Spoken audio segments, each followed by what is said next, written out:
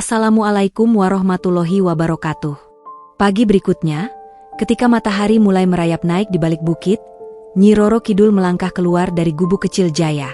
Udara masih dingin, dan embun menggantung di rerumputan. Ia ingin membantu Jaya dengan mencari pekerjaan di desa, untuk meringankan beban pemuda itu yang sudah begitu baik hati menerimanya. Dengan langkah pelan, ia menuju pusat desa, di mana aktivitas mulai ramai. Beberapa wanita berkumpul di sumur, berbincang sambil menimba air. Para pria berjalan membawa cangkul dan keranjang, bersiap menuju ladang. Anak-anak tertawa, berlarian di jalanan yang berdebu. Namun, kehadirannya segera menarik perhatian yang tidak diinginkannya. Salah satu wanita di sumur menoleh, memperhatikan penampilan Nyi Roro Kidul yang sederhana. Ia memiringkan kepala, lalu berbisik pada temannya, cukup keras sehingga Nyi Roro Kidul mendengar. Lihat dia. Pakaian lusuh itu, pasti dia pengemis. Apa yang dia cari di sini? Entah, jawab wanita lain sambil memandang tajam. Tapi lebih baik kita hati-hati. Orang seperti dia mungkin membawa masalah. Nyi Roro Kidul mencoba mengabaikan komentar itu dan melangkah mendekati seorang pria tua yang sedang memperbaiki gerobak.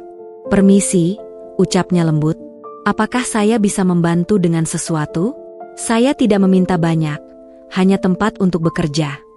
Pria tua itu mengangkat pandangannya, mengamati Nyi Roro Kidul dari ujung kepala hingga kaki. Wajahnya mengerut, seperti mempertimbangkan sesuatu. Namun, sebelum ia sempat menjawab, salah satu wanita di dekat sumur menyahut. Jangan percaya padanya, Pak Wira, serunya. Dia bukan orang sini. Kita tidak tahu apa niatnya. Pria tua itu terlihat ragu sejenak, lalu menggeleng pelan. Maaf, Bu Nyai, saya tidak punya pekerjaan untukmu. Nyi Roro Kidul menundukkan kepala. Terima kasih, ucapnya pelan sebelum melangkah pergi. Hatinya terasa berat. Ia tidak menyangka manusia begitu cepat menilai tanpa mengenal lebih jauh. Ketika ia berjalan kembali, suara-suara sumbang terus terdengar. Beberapa pria muda menatapnya dengan sinis, sementara anak-anak berlarian menjauh, seolah takut akan kehadirannya. Salah seorang anak bahkan berteriak, "Ibu, ada pengemis aneh di sini." Nyi Roro Kidul berhenti di bawah pohon besar di ujung desa, mencoba menenangkan hatinya. Ia tidak marah, tetapi perasaan sedih menyelimuti dirinya. Ia merasakan betapa sulitnya diterima dalam masyarakat hanya karena penampilan atau status yang terlihat di luar. Tiba-tiba, suara langkah kaki mendekat. Jaya muncul dengan wajah khawatir, membawa sebongkah kayu bakar di pundaknya. Nyai, panggilnya. Kau baik-baik saja? Nyi Roro Kidul menoleh, tersenyum kecil meski hatinya berat. Aku baik-baik saja, Jaya. Hanya sulit mencari tempat di sini. Jaya memandang ke arah desa, melihat tatapan curiga yang masih dilemparkan oleh beberapa penduduk. Ia menghela napas panjang. Maafkan mereka. Mereka sudah lama hidup dalam ketakutan dan kekurangan. Setiap orang asing dianggap ancaman. Kau tidak perlu meminta maaf, jawab Nyi Roro Kidul. Ini pelajaran bagi diriku. Kehidupan manusia memang penuh dengan tantangan, bukan? Jaya mengangguk. Tapi tidak semua orang seperti itu, Nyai. Ada yang akan melihat hatimu, bukan penampilanmu. Kata-kata Jaya membuat Nyi Roro Kidul tersenyum lebih lebar. Ia tahu bahwa kebaikan pemuda ini adalah alasan mengapa ia berada di desa ini. Di tengah prasangka dan kesulitan, selalu ada cahaya kecil yang dapat membawa perubahan. Ayo pulang, ujar Jaya akhirnya. Aku akan membawakan sedikit makanan untukmu. Tidak banyak, tapi aku harap cukup untuk hari ini. Mereka berjalan kembali ke gubuk, meninggalkan tatapan penuh prasangka yang masih dilemparkan oleh warga desa. Nyi Roro Kidul merasa bahwa perjalanannya baru dimulai. Mungkin ia tidak akan diterima dengan mudah, tetapi ia berjanji dalam hati untuk terus belajar dan memahami kehidupan manusia, meski penuh dengan tantangan. Matahari mulai tenggelam, menciptakan semburat jingga di langit desa yang damai. Jaya dan Nyi Roro Kidul tiba di depan gubuk kecil milik Jaya, diiringi suara jangkrik yang mulai bersahutan. Meskipun sederhana, rumah itu memancarkan kehangatan yang langka di tengah kehidupan desa yang keras. Jaya meletakkan kayu bakar yang ia bawa di sudut rumah, Kemudian mempersilakan Nyi Roro Kidul untuk duduk di atas tikar tua yang terhampar di lantai tanah. "Maafkan aku jika rumah ini tidak seberapa, Nyai," kata Jaya sambil menyalakan pelita kecil. Cahaya redup dari pelita itu memantulkan bayangan mereka di dinding kayu yang penuh retakan. Nyi Roro Kidul menggeleng, senyum tipis menghiasi wajahnya. "Tidak perlu meminta maaf, Jaya. Kerendahan hati dan kebaikanmu jauh lebih berarti daripada kemewahan apapun." Jaya tampak sedikit tersipu. Ia mulai sibuk mengeluarkan bahan makanan seadanya dari rak kecil di sudut ruangan. "Aku akan memasak sesuatu untuk kita. Tidak banyak, tapi aku akan berusaha agar kau merasa nyaman di sini." Sambil menunggu, Nyi Roro Kidul memperhatikan sekeliling rumah itu. Meski sangat sederhana, ia bisa merasakan kasih sayang yang melingkupi tempat ini. Di dinding tergantung beberapa foto keluarga yang sudah kusam. Salah satu foto menunjukkan Jaya kecil bersama seorang wanita yang tampak sebagai ibunya, dengan senyuman yang hangat namun menyimpan keletihan. Tak lama, aroma nasi yang baru dimasak memenuhi ruangan kecil itu. Jaya menyiapkan 2 piring sederhana dengan nasi dan sepotong ikan asin. Ia meletakkannya di depan Nyi Roro Kidul dengan hati-hati. "Ini makan malam kita," ujarnya sambil duduk bersila di lantai. "Aku tahu ini sangat sederhana, tapi aku harap kau menikmatinya." Nyi Roro Kidul menatap piring itu dengan rasa haru. Sebagai Ratu Laut Selatan, ia biasa dilayani dengan hidangan terbaik yang dipersembahkan oleh lautan. Namun, kini, di hadapannya ada makanan sederhana yang disiapkan dengan ketulusan. Ia mengambil sepotong kecil ikan asin dan memasukkannya ke dalam mulutnya. Rasanya sangat berbeda, namun jauh lebih bermakna. "Terima kasih, Jaya," ucapnya pelan. "Kau tidak tahu betapa berartinya ini untukku." Mereka makan dalam keheningan sejenak, hanya ditemani suara alam dari luar. Setelah selesai, Jaya menyandarkan punggungnya ke dinding, menatap langit-langit rumahnya. "Kehidupan di sini tidak mudah, Nyai," katanya tiba-tiba. "Kadang aku bertanya-tanya, apa yang membuatku terus bertahan. Tapi aku selalu ingat ibu dan almarhum ayahku. Mereka mengajarkan bahwa seberat apapun hidup, selalu ada alasan untuk terus berjalan." Nyi Roro Kidul mendengarkan dengan seksama. Kata-kata Jaya menyentuh hatinya. Meski hidup dalam kesederhanaan, pemuda ini memiliki kekuatan dan kebijaksanaan yang luar biasa. Ia mulai melihat manusia dari sudut pandang yang berbeda, bukan sebagai makhluk yang lemah, tetapi sebagai jiwa-jiwa yang mampu bertahan di tengah badai kehidupan. "Aku yakin ibu dan ayahmu bangga padamu, Jaya," katanya dengan penuh keyakinan. Jaya tersenyum, meski ada sedikit kesedihan di matanya. "Aku hanya melakukan yang terbaik, Nyai. Kadang, aku berharap bisa melakukan lebih banyak untuk mereka. Tapi beginilah hidupku." Malam semakin larut, dan Nyi Roro Kidul merasa lebih tenang daripada sebelumnya. Dalam kesederhanaan rumah ini, ia menemukan kehangatan yang selama ini tidak ia rasakan di istananya yang megah.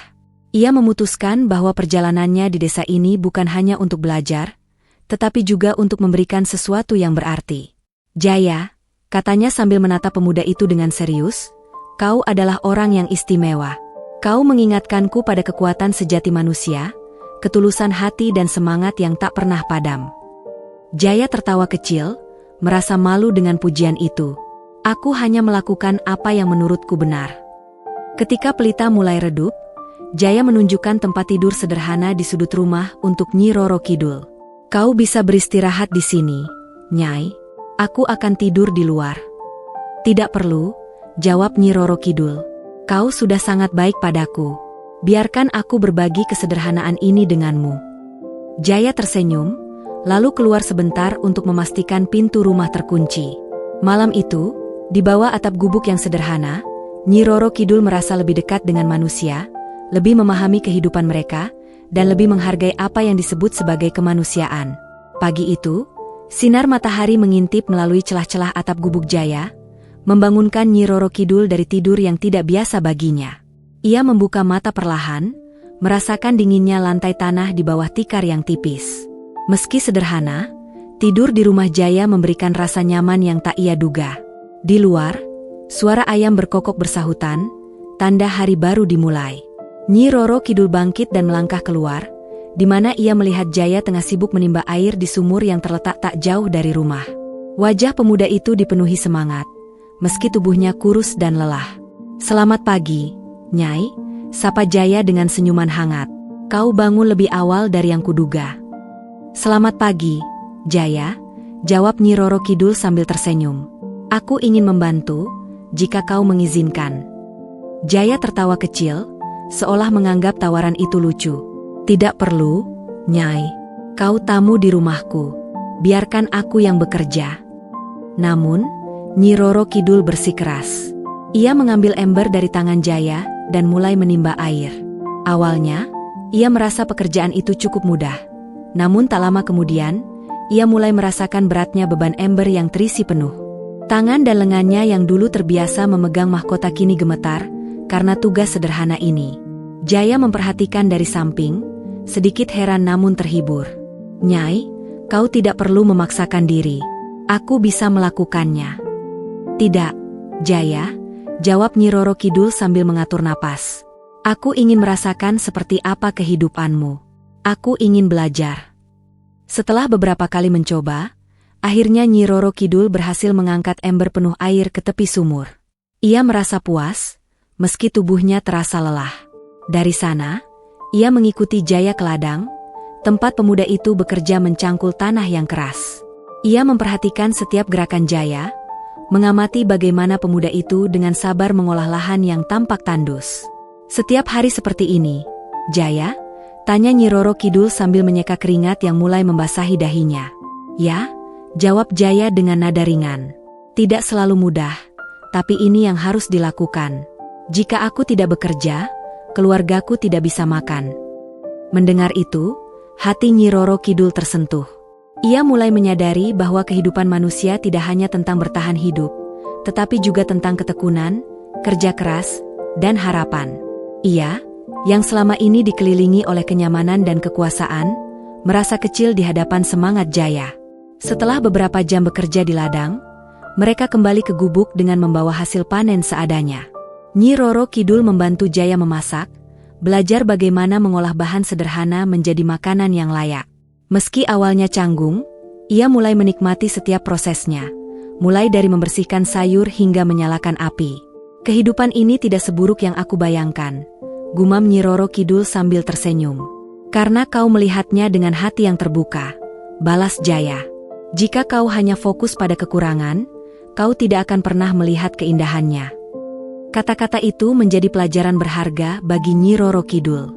Ia mulai melihat kehidupan sederhana ini bukan sebagai penderitaan, melainkan sebagai bentuk perjuangan yang indah. Ia belajar menghargai setiap hal kecil, seteguk air di tengah terik, tawa anak-anak, hingga kebersamaan sederhana di bawah atap gubuk kecil. Malam itu, setelah makan malam, Jaya duduk di depan rumah, menatap bintang-bintang di langit. Nyi Roro Kidul duduk di sampingnya, menikmati keheningan yang damai. "Jaya," katanya pelan, "apa yang membuatmu tetap bertahan, meski hidup begitu sulit?" Jaya tersenyum, menatap bintang yang paling terang. "Harapan, Nyai. Setiap hari adalah kesempatan baru.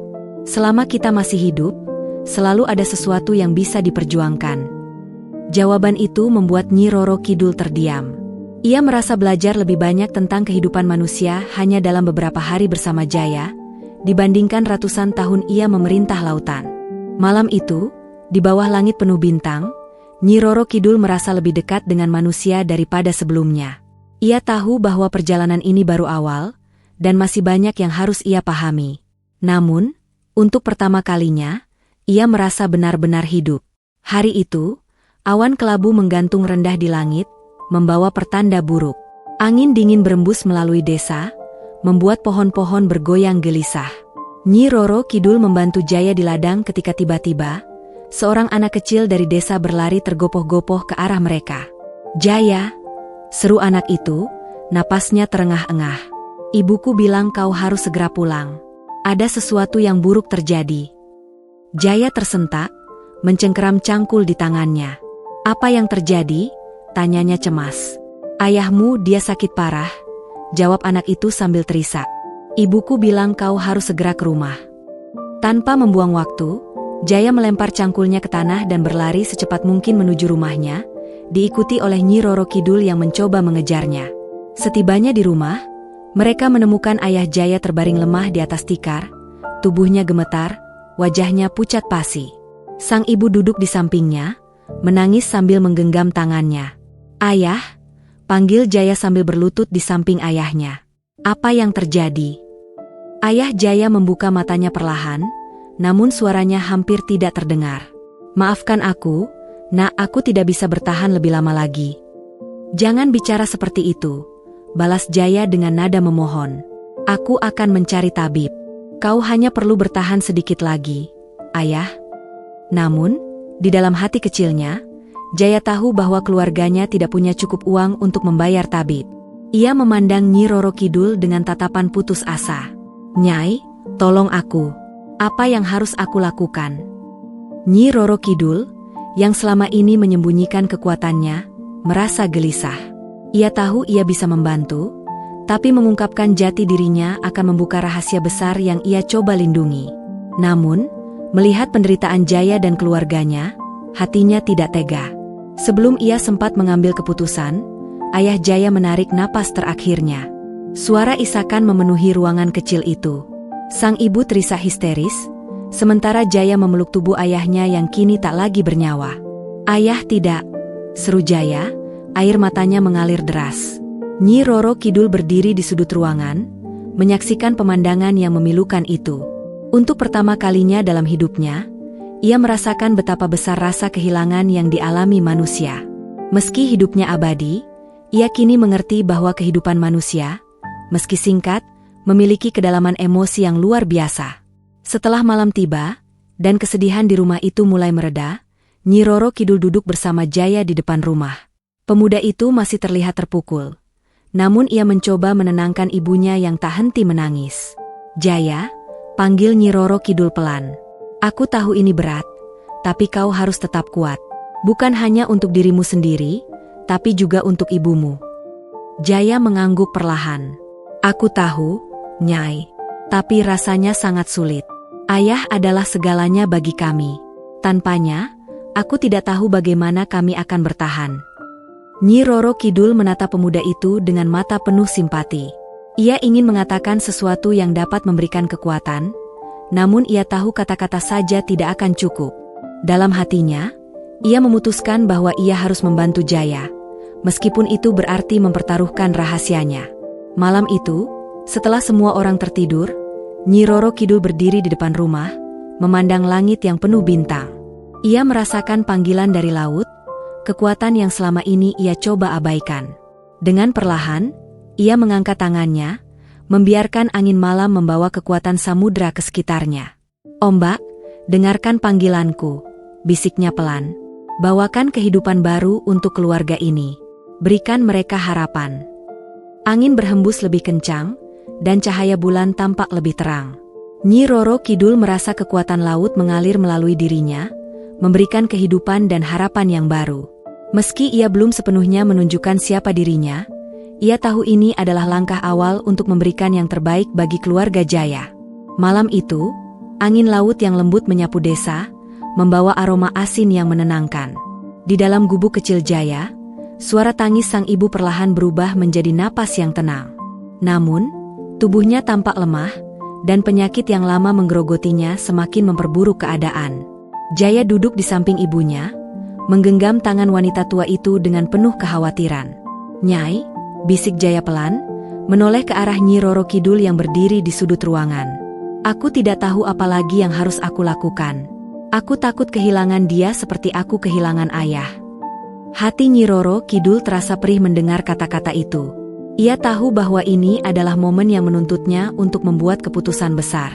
Rahasia dirinya sebagai Ratu Laut Selatan mungkin akan terungkap, tetapi ia tidak bisa membiarkan penderitaan ini terus berlanjut. Setelah memastikan Jaya tidak memperhatikannya, ia keluar dari gubuk dan berdiri di bawah sinar bulan. Ia memandang ke arah laut yang samar terlihat dari kejauhan. Dengan napas dalam, ia mengangkat tangannya, memanggil kekuatan laut yang telah lama ia tinggalkan. "Ombak, dengarkan panggilanku," bisiknya penuh keyakinan. "Bawalah kekuatan penyembuhan kepada mereka yang membutuhkan. Hapuskan penderitaan yang menghantui keluarga ini." Tiba-tiba, angin laut bertiup kencang, membawa suara gemuruh ombak yang terdengar hingga ke desa. Udara di sekitar Nyi Roro Kidul bergetar, dan cahaya lembut berwarna hijau zamrud muncul dari tangannya. Dengan hati-hati, ia mengarahkan kekuatan itu ke dalam gubuk, ke arah Ibu Jaya yang terbaring lemah. Di dalam gubuk, Jaya terkejut melihat cahaya lembut itu menyelimuti tubuh ibunya. Ia berdiri dengan wajah penuh kebingungan, tetapi tidak berani bergerak. Sang ibu, yang tadinya hampir tidak sadarkan diri, tiba-tiba membuka matanya. Wajahnya yang sebelumnya pucat mulai bersemu merah, dan napasnya yang berat menjadi stabil. "Ibu," panggil Jaya dengan suara penuh harap. Wanita tua itu menoleh perlahan, menatap Jaya dengan senyuman lemah. "Jaya, aku merasa lebih baik," katanya dengan suara yang kini terdengar lebih kuat. Air mata kebahagiaan mengalir di wajah Jaya. Ia memeluk ibunya erat, tidak peduli dari mana keajaiban itu datang. Namun, di dalam hati kecilnya, ia tahu bahwa sesuatu yang luar biasa telah terjadi. Di luar gubuk, Nyi Roro Kidul menarik napas panjang, merasakan kekuatan laut kembali tenang. Ia tahu bahwa menggunakan kekuatannya untuk membantu Ibu Jaya adalah keputusan yang tepat, meski risiko terungkapnya identitasnya semakin besar.